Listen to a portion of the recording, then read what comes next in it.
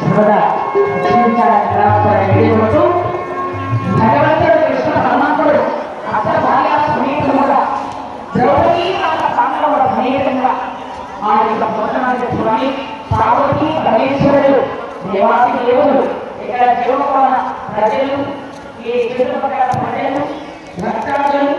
ప్రతి ఒక్కరు కూడా ఆయన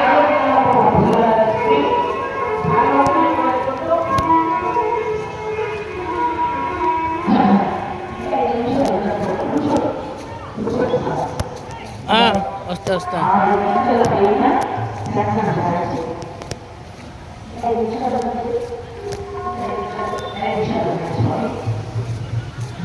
కాబట్టి బ్రహ్మరాశ్వరం వారి పట్టణ శేఖం అంతరంగ వైభవం జరిగింది.